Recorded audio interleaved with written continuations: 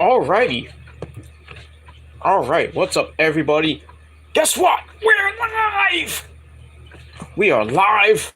Final time of the year. And I felt like going live now. Just to end the year off with a Gilmore Cutter-like bang. So why not? Let's just do it, you know? What we got to lose? Besides our humanity. So, welcome everybody to the final live video of the year, right here on the main channel, Killer of Demons 669. Thank you all for watching. Make sure you like the video and subscribe down below in the in the description box below, otherwise known as my pants. And pretty much that's it. So subscribe to my channels. Follow me on social media, Facebook, Twitter, and Instagram. Share the video all over the internet. Don't forget to tap that bell and turn on all notifications so you don't miss a goddamn thing. And if you do, well, fuck you, man. And that's pretty much it. Alright. Pleasantries out of the way. Alright. It's Christmas. Well, about to be the end of Christmas. The start of Kwanzaa. Tomorrow's Kwanzaa for you beautiful African-American people out there, all my African-American fans out there. Hopefully, you have a great Kwanzaa this week, and starting tomorrow, well, starting in 14 minutes now, is going to be the final week of 2022, and that's it. 5.5, well, actually, really, 6 days, 13.5 minutes till the end of the year. So hopefully I have a great week and hopefully a great 2023 when we get there. And that's pretty much all I gotta say about that. Other than that, hopefully you had a great Christmas weekend. Had a lot of good food. Got a lot of presents or money or whatever you got. Or whatever you did, hope you did it safely and with your family and friends and whatever else you did. But if not, if you had a rotten Christmas, well, fuck you. Too bad for you. I had a pretty damn good Christmas. And Christmas Eve. My birthday was yesterday, so I turned another year older. God damn it. 46 years old, and I feel like I'm 26. Well, I look 26, but I feel 46, if you know what I mean. You know when they say you look younger, but you feel older? That's how I feel. I feel like I'm 46. But, you know, now on the road to 47. Jesus Christ, almost I'm near 50 already. Oh, God. But I still look way better than half of you people on YouTube and in real life. But it is what it is. But anyway, check out TSL, The Shadows of number 50, the Go Show. Link down below in the description box. Just talked about Christmas and some wrestling and then, you know, some sports action. We got some football today. Yeah, 3 decent. Well, I watched 2 games, but I didn't watch the Sunday night game. The Succaneers and the Arizona bitches, Cardinals. Last check was 6. What was it? I know the Cardinals were winning that game. I hope they won. Because really, I don't want to see Brady in the playoffs. I rather the Tampa Bay Succaneers blow that division and have like Carolina win that division. I would like Carolina in the division, but they're not going to win. Go anywhere, obviously. But I'd like to have Brady go on a sour note,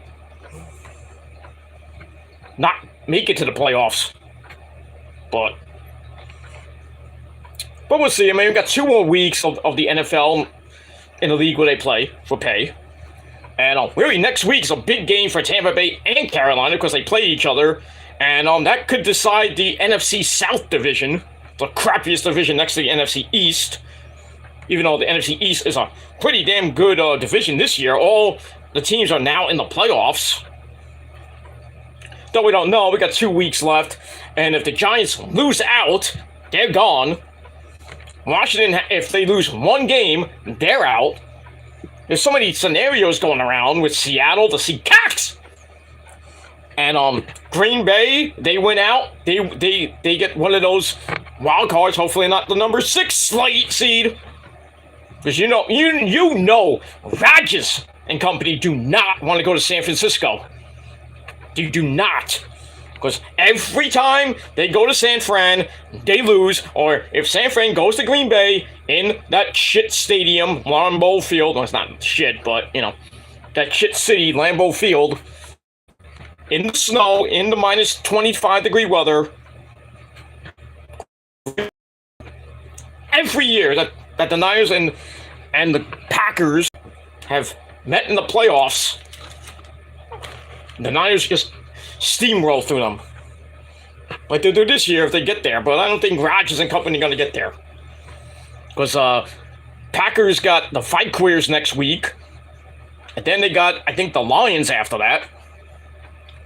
Lions looking for a playoff spot.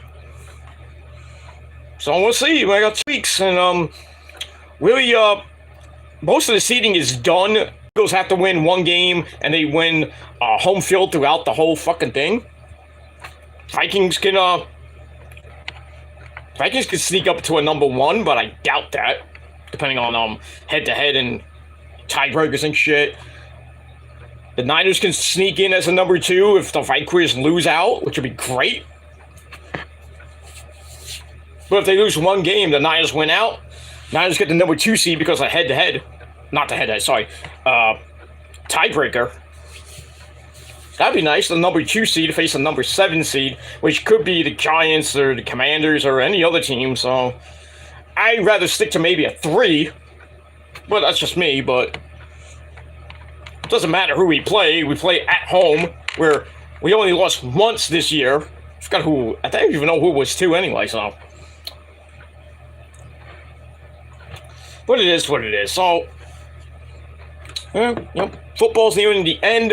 Next week is New Year's Day. We got a whole slate of games. And then the week after that, January 7th and 8th games. And that's the end of the season. And we start the playoffs, which are probably the most exciting time of the year. And then we'll see what happens with that. But as far as the Niners are in. Just a matter of seeding and who they face. And that's pretty much all I care about. As far as the Jets go, don't know what's going to happen with the Jets. I think they have to win out and get some help. But we'll see what happens with that. And that's it. All right.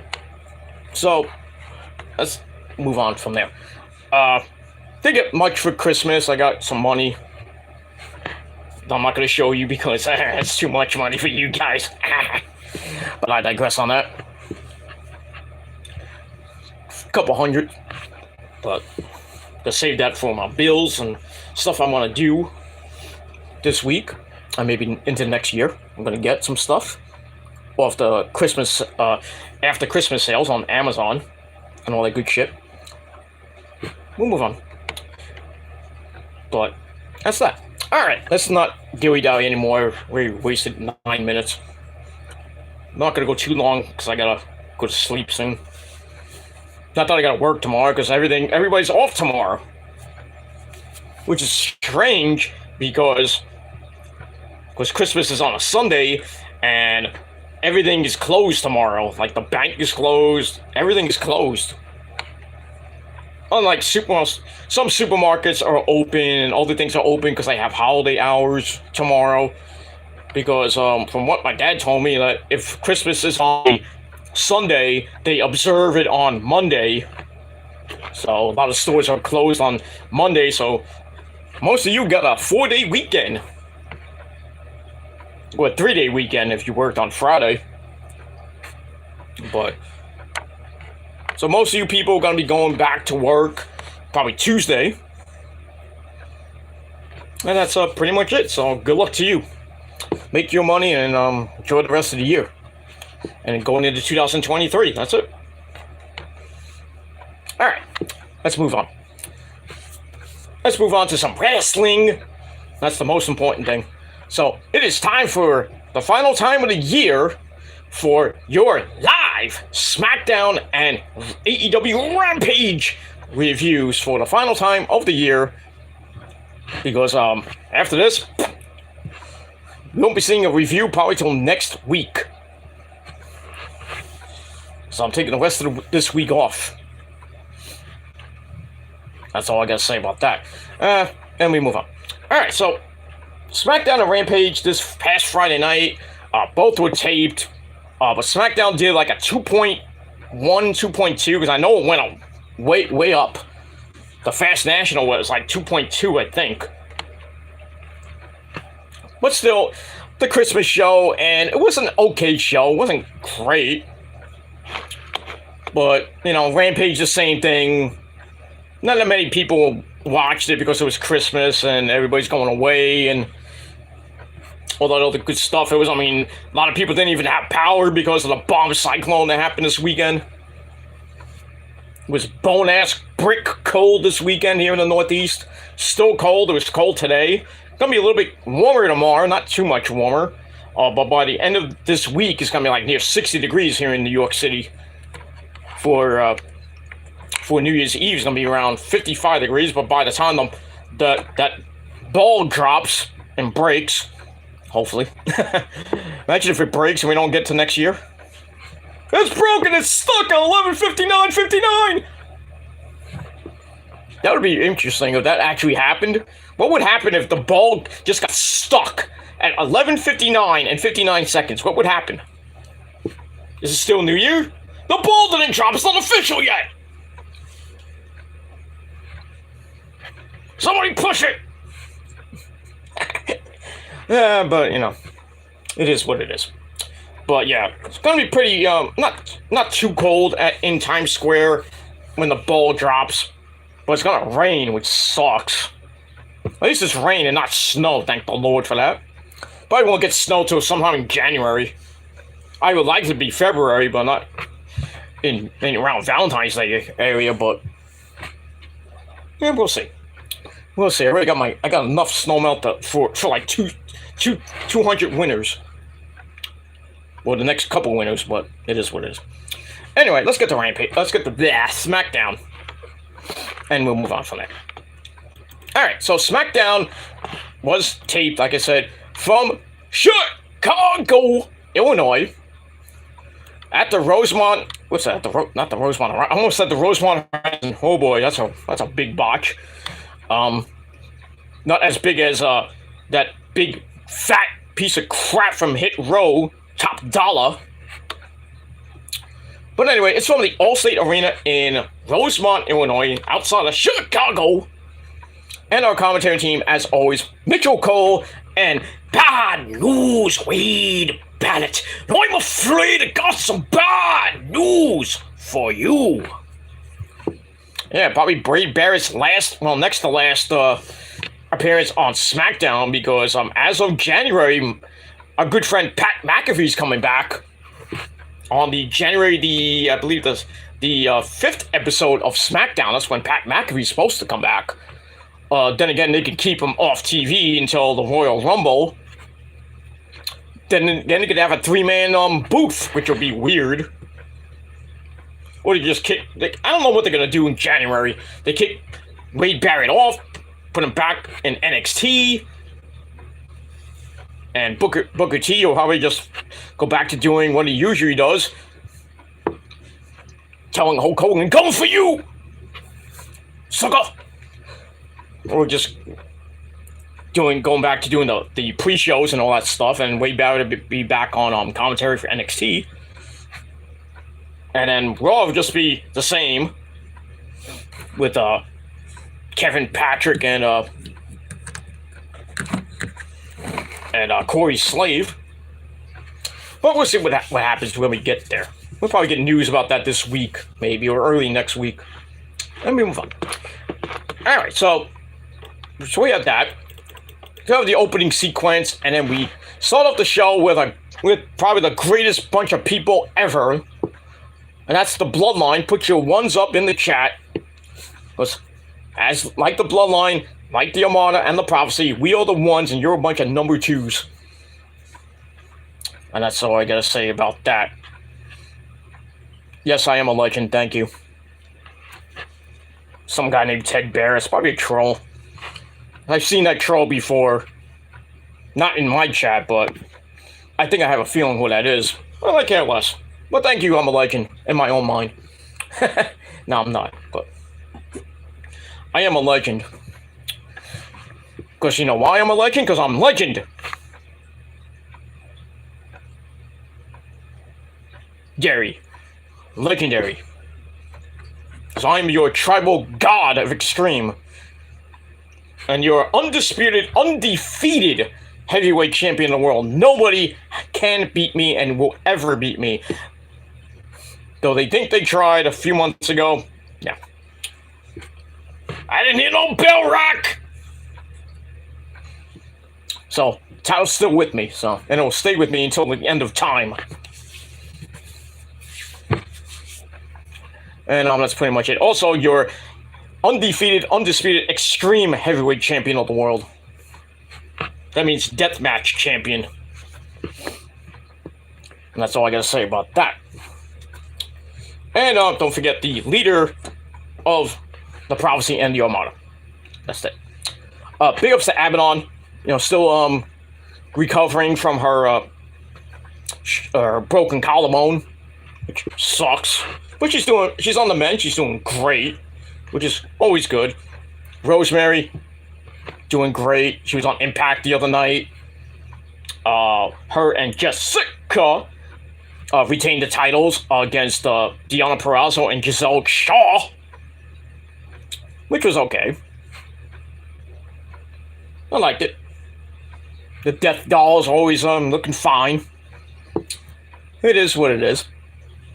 And actually in March, another member of the Prophecy, Father James Mitchell, in the New York City area for I think a wrestling convention. So I'm gonna meet Father James Mitchell. So there's 3/4 of the Prophecy right there, dude.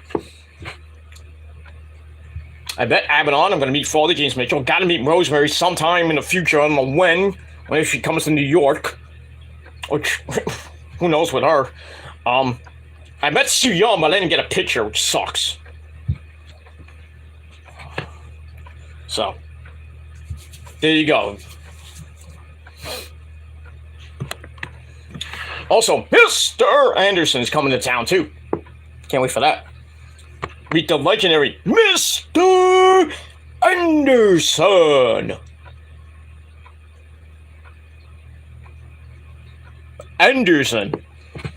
So, can't wait for that. So, good stuff coming up in the next couple months. Meeting some good people. Alright, so anyway, the Bloodline comes out. Our tribal chief.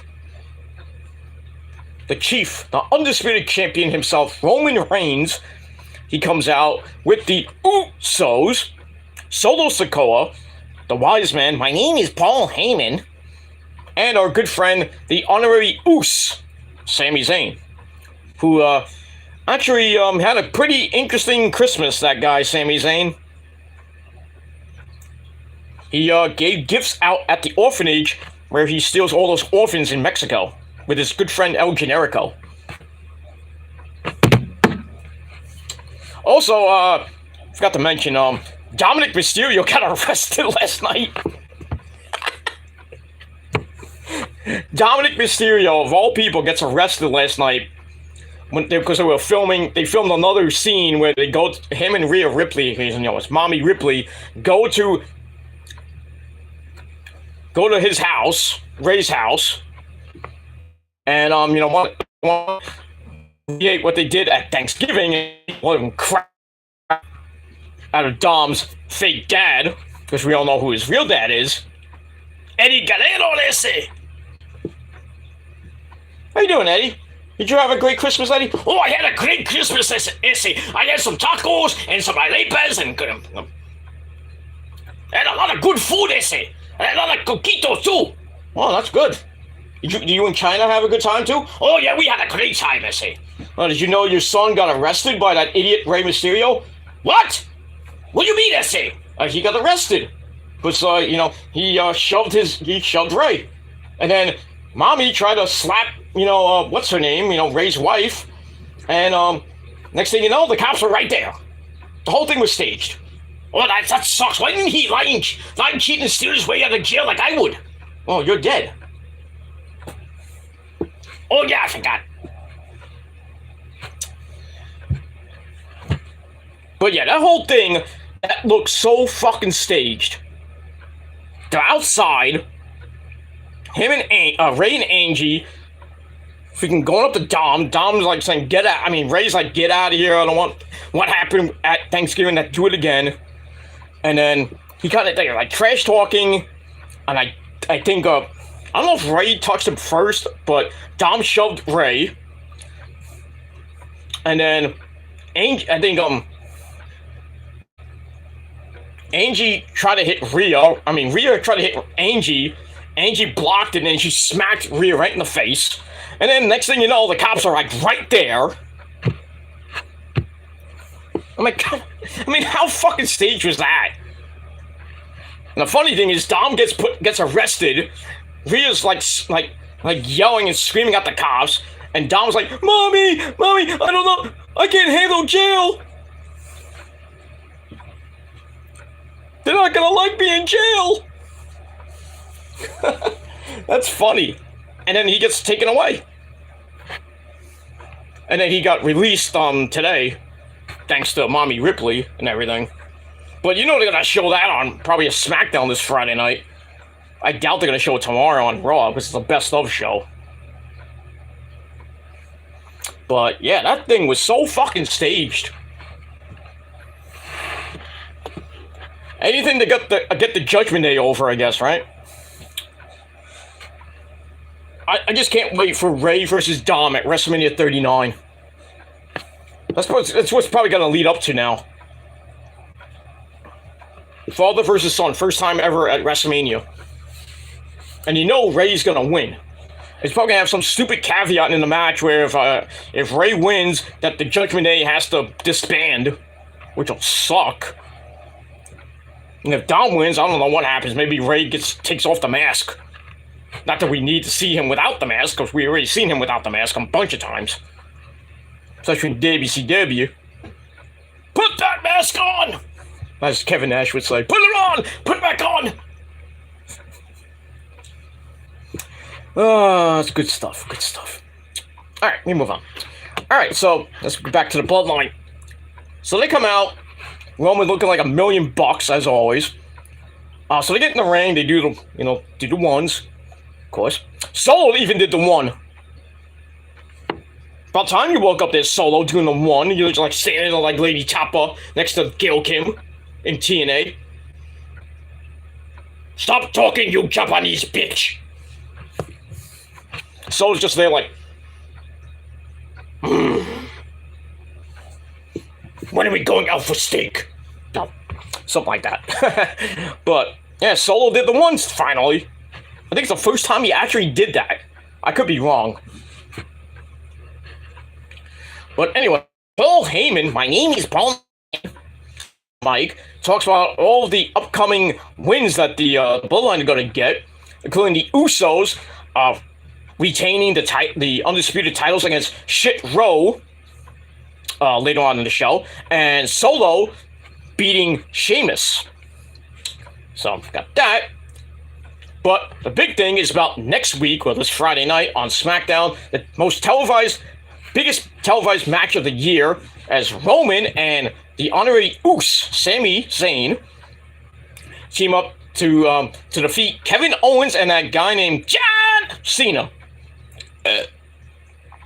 So Roman gets on the mic, but he has to pause for a minute because he didn't do his usual Chicago. Acknowledge me. He didn't do that. He did it last week, but he didn't do it this week, so it was taped. I had a pause for me chant. It's good, my nose is all congested still. You can hear it in my voice, my nasal cavities all bleh. With the mucus. The mucus. Anyway, so next week, Roman says, I'm gonna somebody. Yeah, you'll smash somebody, all right. Don't say it to Issa. I'm like, she was like, oh yeah, you can smash me anytime. But anyway, so Roman's about to smash somebody, but he looked at Sammy, and Sammy's like, doesn't have a good look on his face, and Roman knows it. So Roman looks at Sammy, he's like, why don't you tell the people what's wrong with you? Why aren't you feeling so oozy lately? So he talks about how he has found family and respect in the bloodline. And you would think that'd be enough, but there's a big black cloud hanging over him for like the last 20 some odd years, and that's Kevin Owens. It's like everywhere I go, Kevin is. Kevin is going to be etched in my mind and in my career for until I die. That's why they call it Fight Forever. And it can't get away from Kevin. It can't get away from Kevin. All the wars they had from 2000, I don't even remember, 2005, 2006, all the way up in Ring of Honor and PWG and I think a couple in CCW. And then there's another one, I think it was IW something, IWA I think it was. If you look at the Kevin Owens DVDs from back in Ring of Honor and PWG, you know what I mean? So I was like, I can't get away from Kevin. Makes me so mad. I'm too loud, I apologize. You know the missus is sleeping. So anyway, move on. Alright, now he says John Cena's back and he wants to steal the show, but the Bloodline is the show. You're damn right it is. And he says next week, they will acknowledge Roman. And that's basically it. Sammy's done. And Roman looks at him, he hugs him. Give me a hug. And then he tells him, good job, Will. Good job. I'm gonna screw you at Elimination Chamber. So we got that. So I think we got another month or so of the Bloodline storyline with Sammy, and then Sammy eventually getting turned on by the Bloodline, and then I don't know what's gonna happen after that. I think Sammy will probably get a title shot maybe before WrestleMania. Lose, obviously. But then him and Kevin are going to win the tag team belts from the Usos at WrestleMania.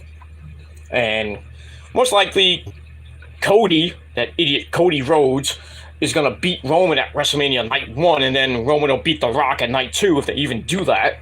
I hope not. I'd rather have lose 3-year anniversary of his title reign, which would be after SummerSlam 2022 in September. But, if Cody's going to be the one to do it, it's stupid. It's just stupid. It should be really Bray Wyatt, just my opinion. But not Cody. Just saying. Alright, so that's all I got to say about that. So I gave that 3.25 out of 5 stars. And we will move on from there.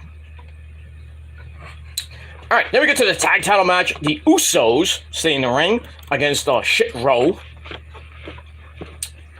It wasn't really much of a match. Match stunk, in my opinion. The Usos obviously get the win after, they were beating up Ashanti Adonis for a while. Top Dollar comes back in, hits the heavy hitter for a near fall. Jimmy had to make the save. To get back up, Ashanti gets sent aside, which leaves Top Dollar to get hit 1D. 1, 2, 3. The Usos retain the titles. And going almost about to hit 500 days as champions. Damn. You take that and combine that with Roman's combined title reign, which is over 1,000. Jeez. It has to be around 1,500 days combined. The Bloodline has just been running amok in WWE for the last 3 years almost. Oh, getting close to around 3 years. Well, Roman's is going on 3 years now with a title, and he hasn't been pinned in 3 years. But, we'll have to see what happens with that. But still, the match itself, I gave 3 out of 5 stars. That's it. Alright, we're going to move on. Alright, then we're going to look at Ricochet coming up a little bit short. That's what Samantha Irvin said. to Gunther last week in the IC title match. Then we have Caleb Braxton with Imperium, Marcel Barthel, and Fabian Aichner, and they're ready to take out Ricochet and Strowman in their Miracle on 34th Street fight at the end of the show. And I'm going to move on from there. So I give that 2.25 out of 5 stars. Then we get to a gauntlet match. The winner faces Ronda Rousey next week on the program. So we had Emma, Tennille Dashwood, Xia Li, Tegan Knox, Raquel Rodriguez, Liv Morgan, and Sonya Deville. So Emma comes out at number 1, Xia Li comes out at number 2, and Xia Li, of all people, finally gets a goddamn win as she hits the Cyclone Kick on Emma, eliminates her in under 2 minutes. Tegan Knox comes in, and not even 2 minutes later, another Cyclone Kick finishes her off. So hey, 2 wins for Xia Li, probably the only wins of the year. Rodriguez comes in at number 4, and they go at it for a little bit. Xia Li tries for the Cyclone Kick a 3rd time, not the charm this time, as Raquel hits the Tahana Bomb 1, 2, 3 to eliminate Xia Li. Look at that. Liv Morgan comes in at number 5, goes right at her former best friend. It was a pretty good fight between her and Liv. It goes on for a long time. But eventually,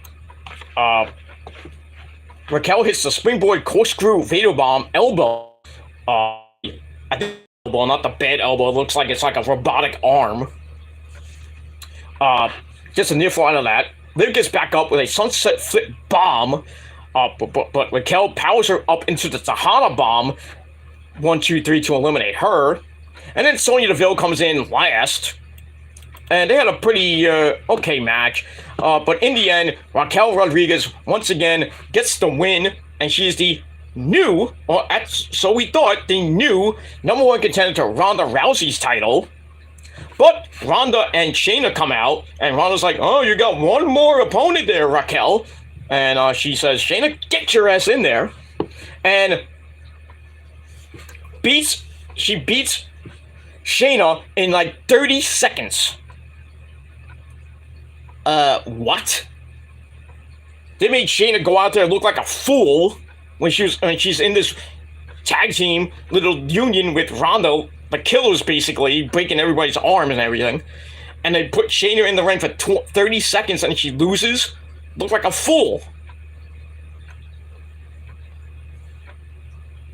What? But anyway, Raquel gets the win, and she will face Ronda Rousey this Friday night on a live Smackdown from Tampa, Florida, for the Smackdown Women's Championship. You think she's going to win? No. I think she's going to lose by chicanery or win by DQ, and then they'll probably do a rematch at the Royal Rumble. But we'll see what happens with that. Can we move on? Alright, then we get a look back at Uncle Howdy, our good friend Uncle Howdy, being revealed as a real person last week. Freaking Eli Drake out last week. I still think it's Bo Dallas, but that's just me. But it looks really small from a Bo Dallas standpoint. It's just me. All right, we move. Speaking of Miss Bray Wyatt was out for another chat, and talks about how hard it is to come out every week and be yourself, but he'll never be tired of the people wanting to see him. Of course, because he has like a banger of a theme by Code Orange. Great band, by the way. Talks about trying to present the realest version of him that he can. And he tells Eli Drake that he owes him an apology. And no one, including Eli, believed that it was really him with all these attacks going on with them. And then the light starts switching. Uh-oh. Something's gonna happen. And then Bray's like, I just lost my train of thought. And then he bends down and like look like he's like like something like maybe possessed him, like what Alexa Bliss has been doing. Every time you see the Wyatt 6 logo, she turns into Evil Miss Bliss. So that happens, and then out of nowhere, he grabs a cameraman and locks in the mandible claw, and then like Adam Pearce and referees have to come out and was like, "What are you doing?"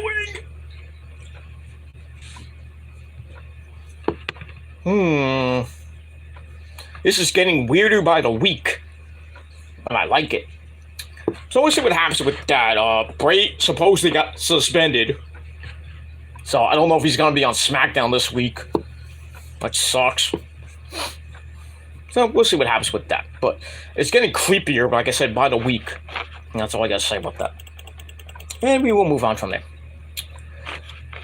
Alright, then we go to a meaningless match between Angel Garza with Humberto Carrillo at ringside, the Latin lovers, or whatever they call themselves these days.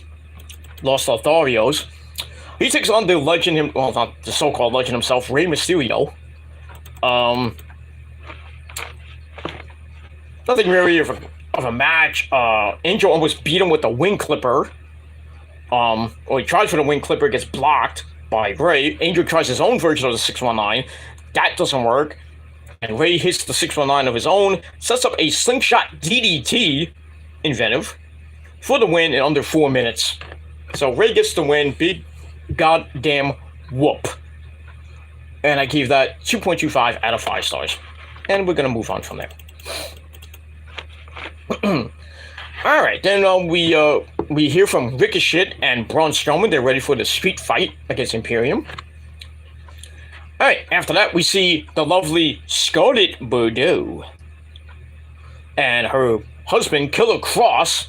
They're walking in the back. Emma comes up to them, starts yelling at Scarlett. It's like, how dare you talk that way about Riddick, meaning Madcap Moss, her boyfriend. And Rey Mysterio, how dare you talk mean to them? And then Scarlett's like, I didn't say anything mean to Riddick. I just called him a fool. And then Emma does the heinous act, smacks Scarlett in the face. And then Scarlett's ready to beat the fuck out of her. And then Killer Crow's like, oh, there's... Why are you so crazy? Take it easy. Take it easy. And then, Killer Cross tells Emma, you just open up a big bag of worms. Well, not worms. You open up Pandora's box. Oh, boy. But finally, we're going to see Scarlett in action on television. We've seen her on house shows. Not so good, Al, but finally, we're going to see Scarlett on TV in the ring.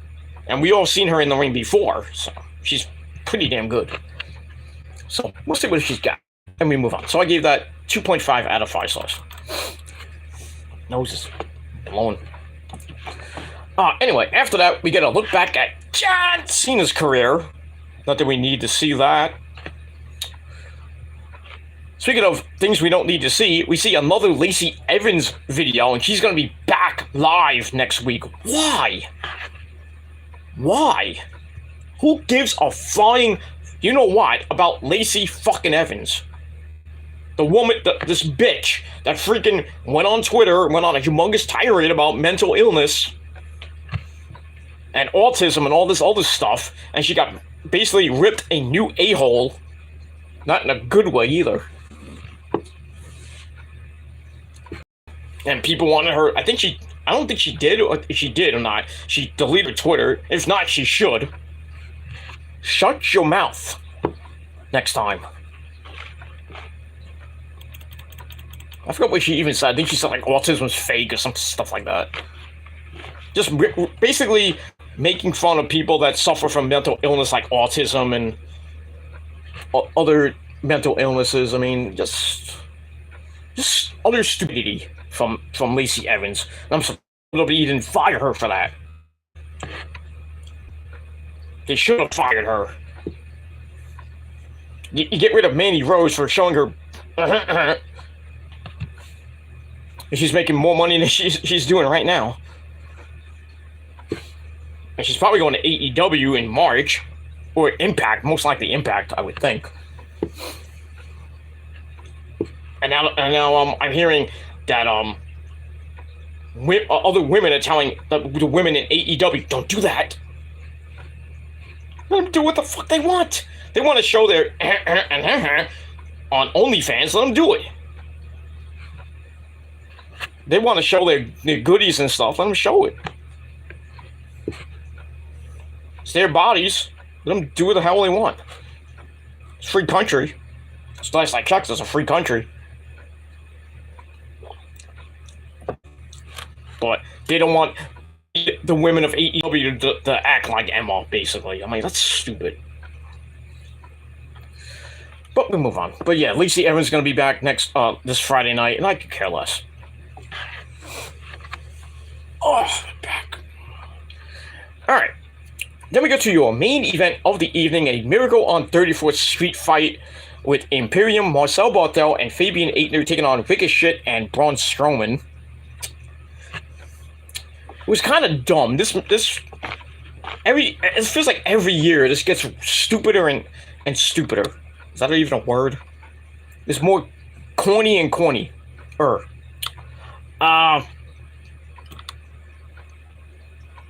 It's a ridiculous match. Ricochet got a big freaking cut on his head that needed stitches. After Fabian Aichner got busted wide open around his eye. He was like gushing blood. They go up the ramp and there's like, the Christmas trees and the presents and all that stuff. They get used here and there. Get a double suplex on the ramp. Ow. That had to hurt. And then they start opening the big presents, and they open one, and out comes a ballerina who is Ashley D'Ambrosio that works with Maria Kanellis' company. I forgot the name of it, but she starts dancing away. I'm like, fucking ballerina on Smackdown? What the fuck is this? Is this Vince McMahon booking here? I mean, what's going on here, Hunter? A freaking ballerina. And to make that even worse, they open up the other big present, and out come the New Day, dressed as toy soldiers. And they're like, And then they kick Imperium in the nuts. And then Wade Barrett's like, they're nutcrackers!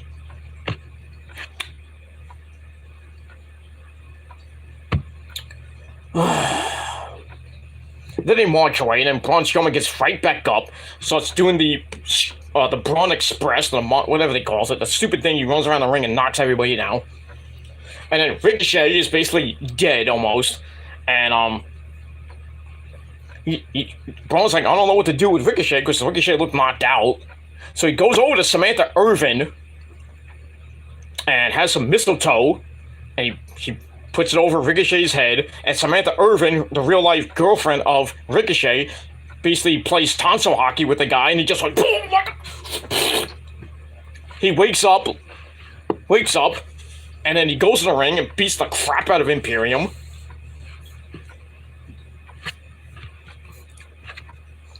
And then Braun gets in the ring, hits a running power slam into a big-time splash off of Strowman's shoulders to pin Giovanni Vinci, or Fabian Aichner, in 12 minutes.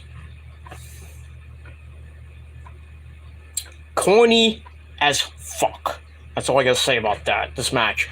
But, it's for the holidays, and, WWE wants to do corny shit on the holidays like they always do. They do on Halloween with the Halloween street fight. Then they have on Christmas. They always have the Miracle on 34th Street fight that is corny. Corny shit that should not be on TV. That's all I got to say about that. So I gave the match 2.5 out of 5 stars. And overall, Smackdown I gave 6.5 out of 10 stars. A lot of people gave it a little bit of a higher rating, around a 7. I mean, I just thought that the street fight was kind of corny. I thought it was just corny as fuck. And that's all I got to say about that. So that's SmackDown for Christmas.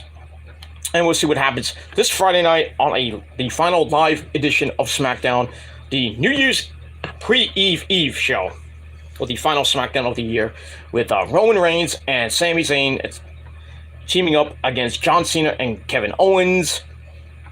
So that should, got all that. Lacey Evans is going to be on the show. Nobody cares. And we'll see what happens for the final SmackDown of the year. Because Raw tomorrow night is a best of show. So nobody's going to watch that. That's all I guess care about. NXT is taped again this week. And Dynamite is live from Colorado with New Year's Smash. Should be some good shit. Match number 6 of the Elite Death Triangle series, which is going to be Falls Count Anywhere. That should be very nice. I forget what else we have on that show. Wardlow and Samoa Joe for the TNT title. This could be interesting. I think Bryan Danielson will be in action as well. And we'll see what else happens on Dynamite. And then we got Rampage on Friday night as well. That's also taped. So we got that. So good week of should be a decent week of wrestling action as we end the year. And then next week, or actually not this coming week, next week, big week of action. We got the first Raw of the year, first NXT of the year, New Year's Evil, AEW with its new graphics and new set for Dynamite and Rampage. That should be pretty nice from Seattle. And we got the first Smackdown of the year. Should be good. And all in between that is Wrestle Kingdom 17, which is going to be freaking epic. I mean, they already showed some of the entrances for Wrestle Kingdom with Kairi. Kairi's entrance is amazing. Looks like she's coming out on a ship. It's amazing if you haven't seen it. Hiromu Takahashi's entrance is pretty damn good. Shota Umino's entrance is good. Wrestle Kingdom is a great card. Great card. Kenny versus Will Ospreay. Yes, please. For the U.S. title. Jay White versus Okada for the world title. Take my money, please. Kairi versus Tom... what's her name? Tam Hokana, well, I forgot what her name is, for the Iwgp Women's Championship. First time ever for the women that be on Wrestle Kingdom. That should be fun. And Sasha's going to be there. Wrestling, I don't know. She can wrestle as of January the 2nd, which is great. But I don't think she's going to wrestle on Wrestle Kingdom. I think Wrestle Kingdom was a one-night event this year, because I haven't heard anything about night 2. I could be wrong. I'll look that up later. I'm not gonna look into it now. But yeah, Sasha's gonna be a part of New Japan. I can't wait for that match. Kairi versus Sasha, because Kairi's gonna retain. Obviously, it's I think the first or second offense of the title. She's gonna beat Tom Nakama, whatever her name is. And then Sasha's probably gonna come out or appear on the Tron, and then challenge Kairi to a match, probably at New Year's Dash or sometime at the end of sometime in January. Or I was thinking it was going to be on the February 18th show, which is in San Jose, California for New Japan Strong. So good. And Sasha will be on AEW Dynamite on January the 11th. And possibly Naomi too. Things get interesting. We'll have to see what Saraya Knight's partner could be in 2 weeks. I still think it's Sasha. I have a feeling it's Sasha. If it's not Sasha, it's not Naomi, then who could it be? Thunder Rosa? Pfft. No, please, for the love of God, don't make it Thunder Rosa. That will just piss everybody off. It has to be Sasha. Has to be. It's not Mandy Rose, because Mandy can't wrestle until March. So there you go. There's your 2 top women, Sasha and Naomi. Then again, it could be Maxie and Impaler. That's another person that's going to be in the New York area in March. Maxie and Impaler. Ooh. I've already seen her, and I met her once. She's a scary woman. So is Su Yung, but Su Yung creeps me out. She does. If you met Su Yung with the makeup on, she is creepy. In a good way. I mean, even Abaddon with her makeup on didn't creep me out as much. She's a nice lady. I mean, you see pictures over there. You can't. Oh, actually, you can see it. If I can move my arm, see, you see it's over there. It's on the wall. She didn't creep me out as much. Rosemary didn't creep me out with when she doesn't have the makeup on, when she's caught in the rush. But all these women that you think they're creepy, they're not that creepy. But Soo Young with the makeup on, and you meet her and sometimes she does weird things. She'll like try to like bite you or something like that. I'm like, get away from me.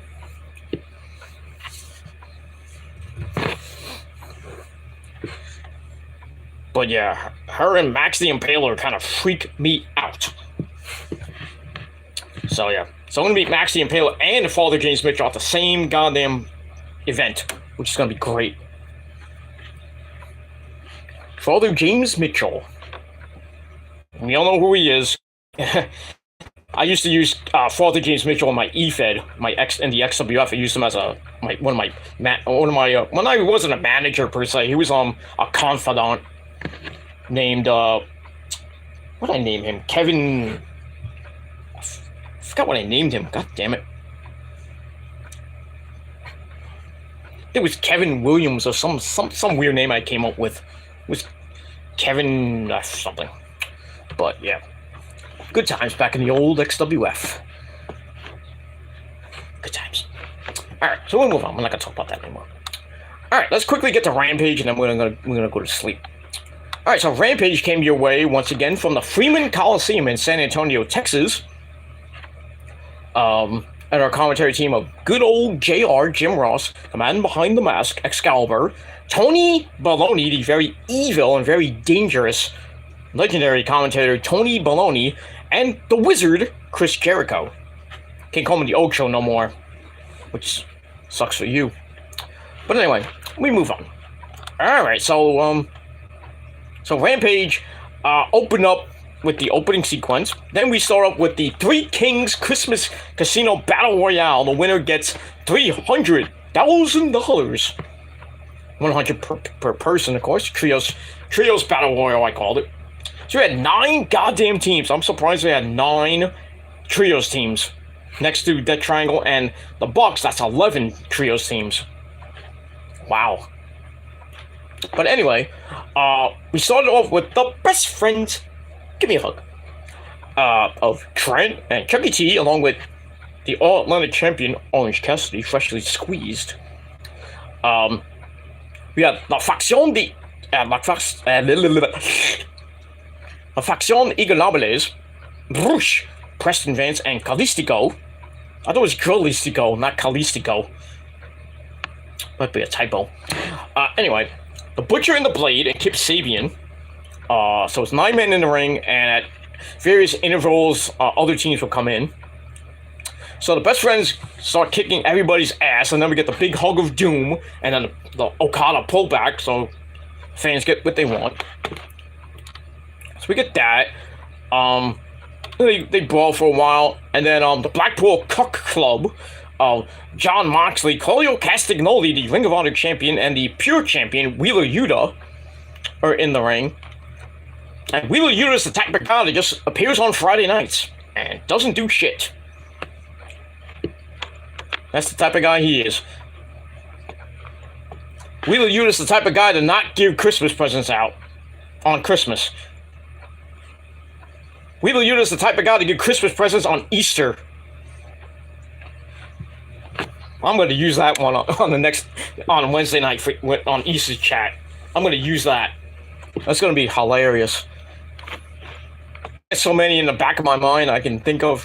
Wheeler Yuta's garbage. It is what it is. All right, so they come down, and then the Dark Order come out. John Silver, Johnny Hungy, Alex Reynolds, and Evil Uno, they come out. Surprised they didn't use Stu Grayson. What the fuck is Stu Grayson lately? I think Stu Grayson's still hiding from Anna Jay. Or he's still banging her behind Jungle Boy's back. Who knows? Who knows? Who cares?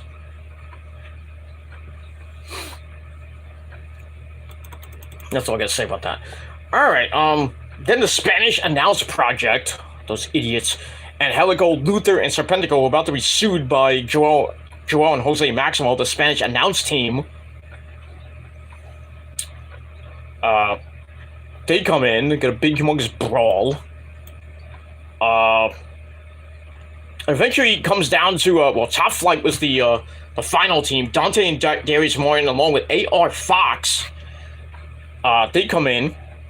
There's another team in it. Oh yeah, the varsity athletes, Tony Nese and Josh Woods, along with Ari Davari, because they broke up the Truth Busters for some odd reason, because Parker Bordeaux is now with Swerve Strickland and Mogul Affiliates. They weren't gonna last anyway. The Truth, they stink. They were a bunch of jobbers anyway. But I digress. Alright, so it comes down to Top Flight and the Blackpool Cuck Club, after they got rid of Roosh, because all three members of the team have to be eliminated before the entire team gets eliminated. So, kind of weird stipulations.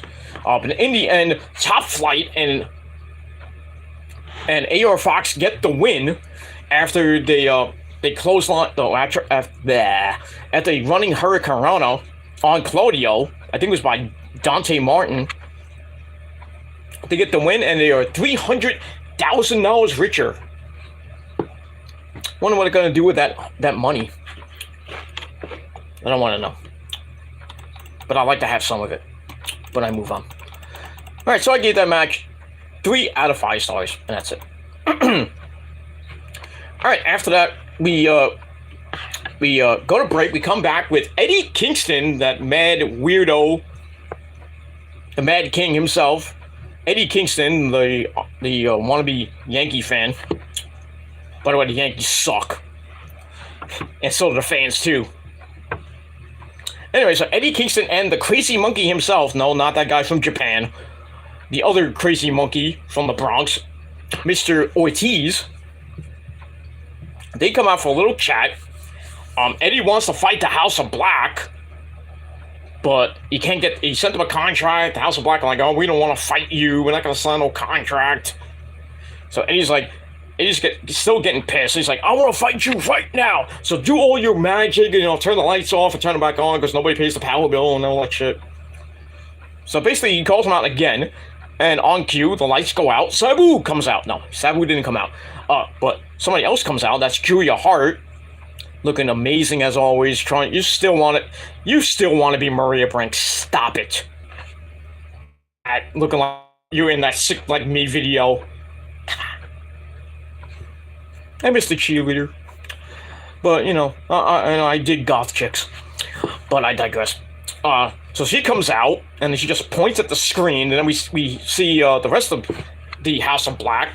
Malachi Black, Eddie King, and Matthews appear, and Malachi suggests that Ortiz is really Kingston's enemy. He's like, the enemy of my enemy is my friend, but what if my friend is really my enemy? What does that make me? My friend of my enemy? What does that make me then? Kind of weird analogies. And then they go to the video cuts and they go back to the ring, and Ortiz and Kingston are like looking at each other like, what the fuck is that supposed to mean? So I think Ortiz is gonna turn on Eddie Kingston pretty soon. Eddie has no friends, man. Eddie Kingston has no friends. Except for maybe Ruby Soho, and that's it. I can imagine if Ruby Soho is gonna turn on him pretty soon. See, Eddie, if you were a Met fan, you have way more friends than you have right now. Just saying. Let me move on. Alright, so I gave that 3 out of 5 stars. Then we go to the back with Tony Baloney and Daniel Garcia and the Spanish God, Sammy Guevara. They're talking. Danny doesn't really like Sammy that much. He still hates Sammy. Who doesn't these days? Doesn't like anything to do with Sammy, but if Chris Jericho tells them to be together, so be it. So Sammy gets right in Garcia's face, then he hugs him. That's it. Fucking weird promo. He'll be fine. And we'll see what happens with that. So I gave that 3 out of 5 stars. Alright, after that, we get to your squash match of the night. Jade Cargill, that bitch, the TBS champion, along with Layla Gray and Red Velvet from Your Mama's Kitchen, the baddies. She takes on Vert Vixen. Full name, Vert Vixen, one word.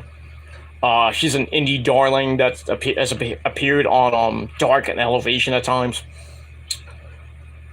But anyway, Jade whipped her ass. 5 minutes suckfest. She didn't even last 5 goddamn minutes. But she gets the win, goes to 45-0. Who's gonna beat her? Probably Saraya Knight. That's the only person I can think of. Oh, I think it's gonna be Sasha too, though.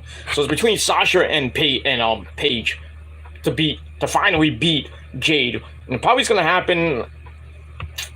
I think it'll be Sasha first. I think Sasha's gonna get the shot, beat Jade at Revolution, become the champion, and hold it for like a year. And I think Saraya Knight is gonna beat Jamie Hayter, or she's gonna beat Britt Baker, because I think Britt might get the title from Jamie when she turns on her, and then win the belt back for I think the 2nd or 3rd time. And then eventually, Paige and Britt Baker will finish their feud, probably at Revolution or a Double Nothing. Saraya Knight or Paige will get the belt, and she'll hold the belt. And then we'll see. We'll see what happens after that. Move on from there. All right, so Jade gets the win. Match gave 2.25 out of 5 stars. That's it. Meaningless squash match for Jade, but she looks good anyway. Move on. Alright, after that, we get a promo from Ruby Soho. And she's sick and tired of TJ, Anna Jay, and Ty Mello getting in her business. So she's like, well, I got my own partner. And then in comes Willow Nightingale. And she's like, I'm going to help you. I'm like, lay off the caffeine. She's all hyper and everything. Like, come on. Lay off the caffeine there, Willow, please. Or whatever you drink, or God forbid you smoke cocaine or whatever. Lay off the caffeine, please. Lay off the coffee for a while. Speaking of coffee. This coffee sucks, Beavis. yeah, it sucks.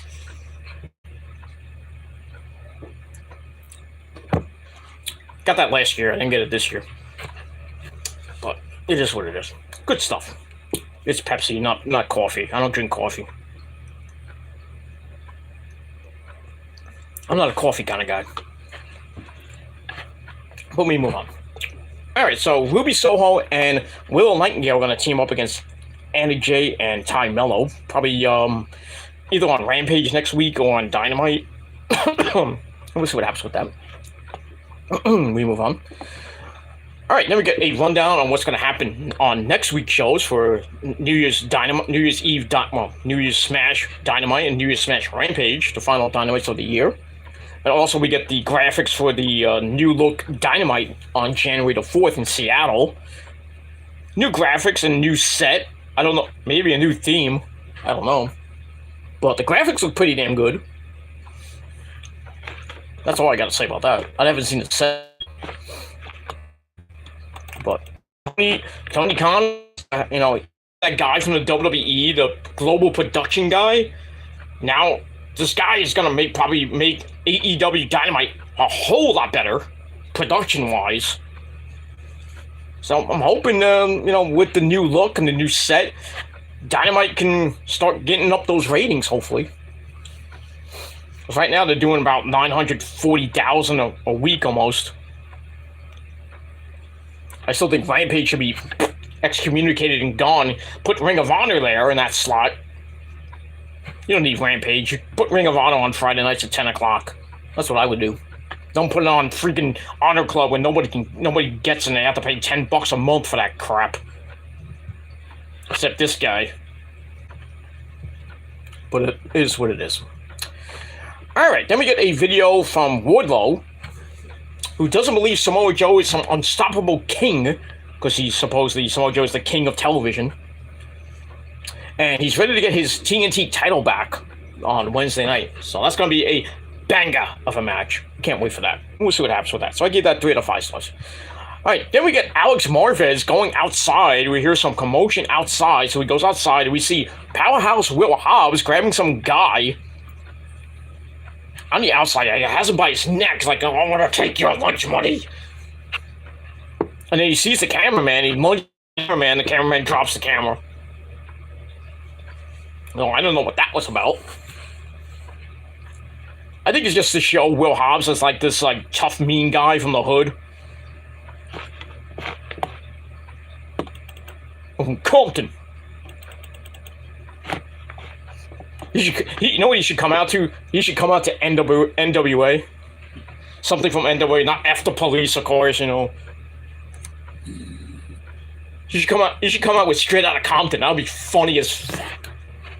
Straight Outta Compton! Motherfucking name Ice Cube! But I don't think Tony Khan will pay for that. Royalties. I don't even think TBS will like to hear that song. There's a lot of N-words in that song. And F the Police, too. NWA was a great group back in the day. Great group. Ice Cube, Dr. Drizzy, the late great Eazy-E, and I forgot the other guy's name. MC Grant, I think it was. Great group back in the day. Great songs. A couple of great songs. Well, After Police. Well, the main songs, After Police and Straight Outta Compton. And then they had that weird song, Express Yourself, which was like, express yourself. Do it now. Like, what is this?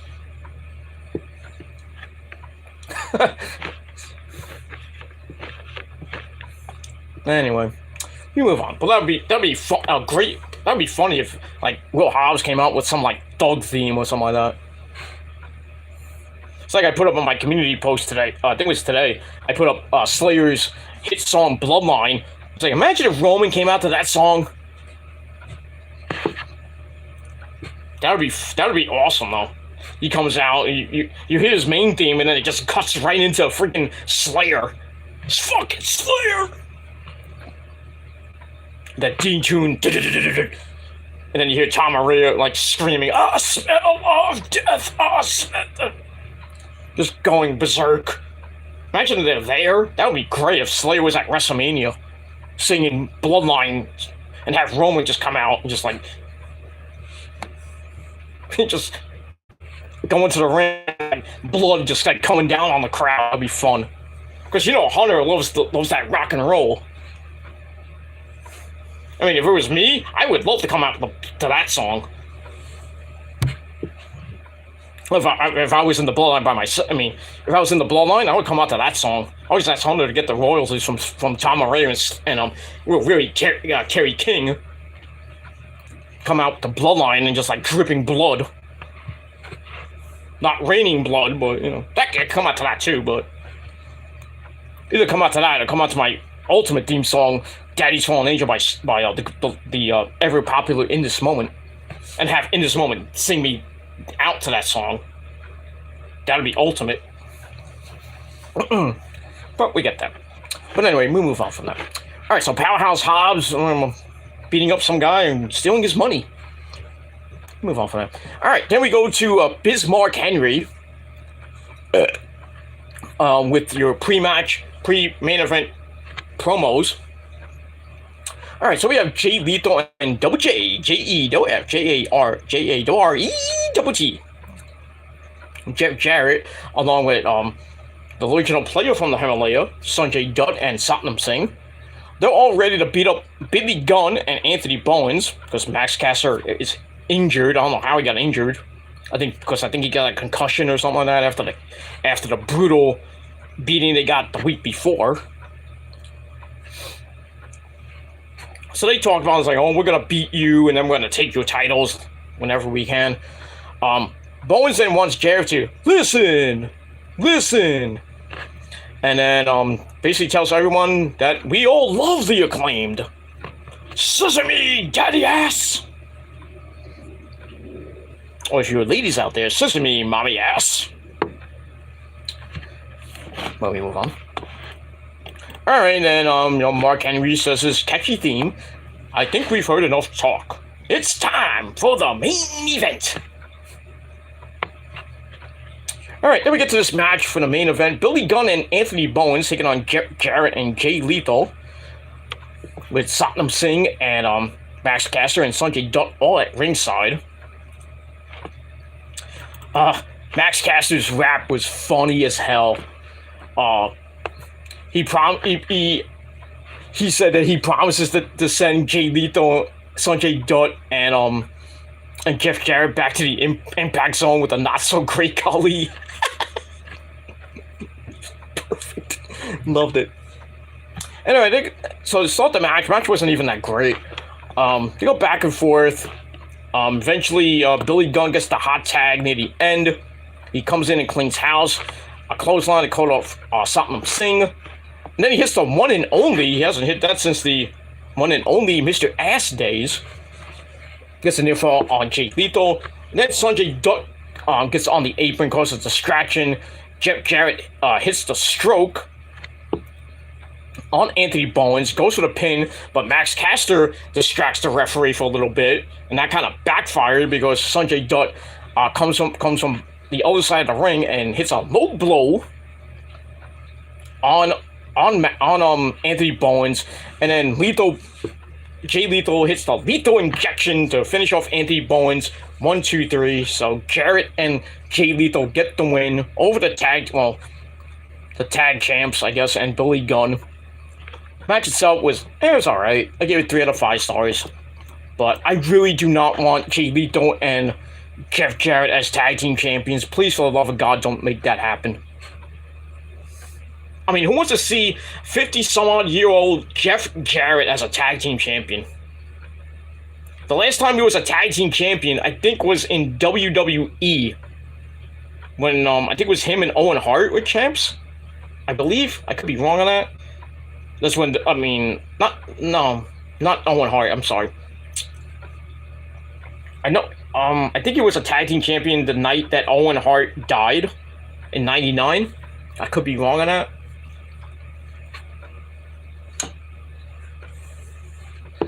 But, I mean, really, do you want to see JERRET with the tag team belts? No. I mean, it'd be nice for Jay Lethal, but, I'd rather have Jay Lethal win back the Ring of Honor title and hold it for like 2 more years, like he did back in 2015. Remember that? We all remember that. That epic match he had with Jay Briscoe at Best in the World 2015. Not the greatest match in Ring of Honor history, because that's always going to be Kevin Steen and Generico at Final Battle 2012. Nothing can beat that. Not even Jay Briscoe and Jay Lee, the undisputed title. No, not even close. And if you think otherwise, then, well, that's your opinion.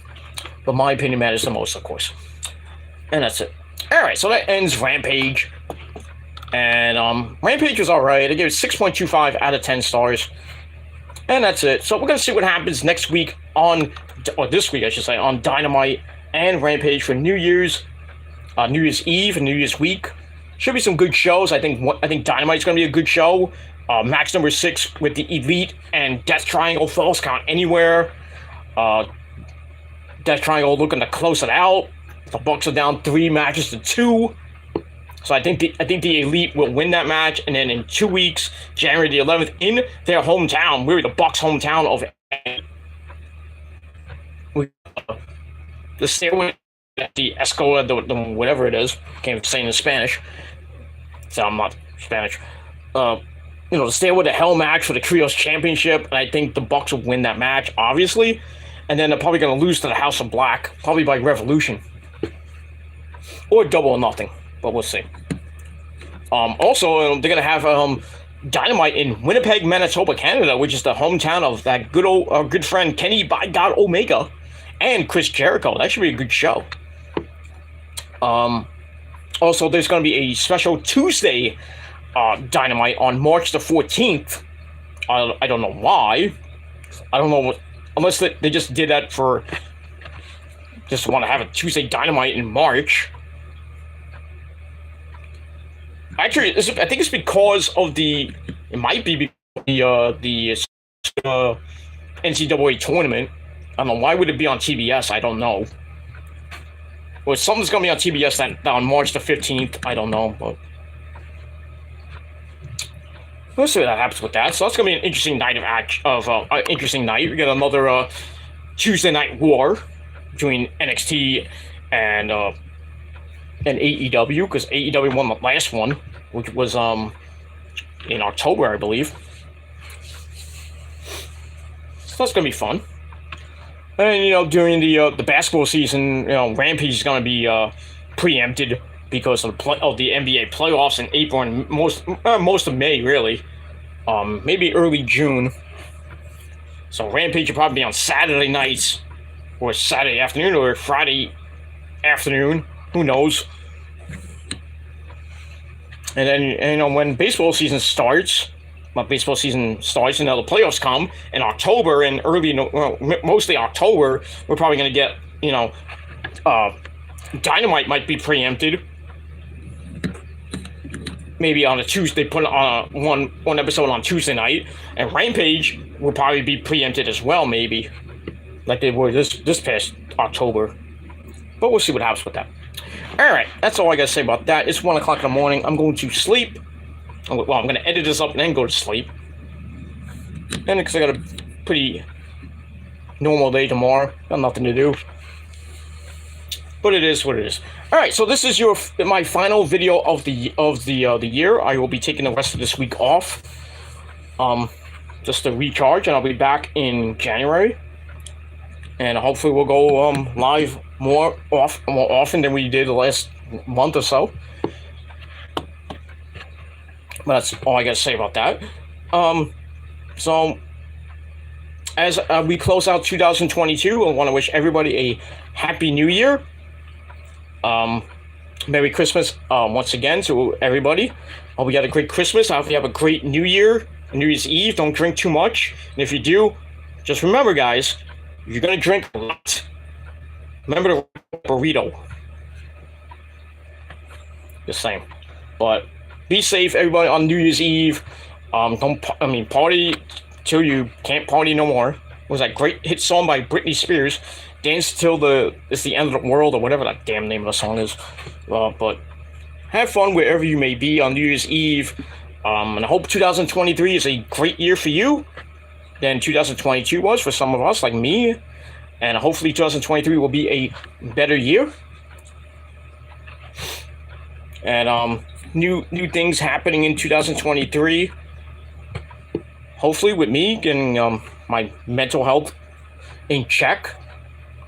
And hopefully meeting new friends, maybe old friends. Who knows? I don't know. Depends on what happens in 2023. You never know what's going to happen. But, just want to wish everybody Happy New Year, Merry Christmas to Issa and all the people in her watch-alongs, Joe Cronin, and, everybody else that I'm friends with on YouTube. I'm not going to name them all. And even the old friends I used to have, like, threw all under the bus. I'm going to come out just as a man, no drama, and all this other shit, no apologies needed and anything. So everybody like Jordan and Eric and everybody else that I, even Chase and Double Z and fan of YouTube and everybody else, just want to come out as a man and just say Merry Christmas. Hope you have a great New Year, good 2023, and we'll see what happens with that, and we move on from there.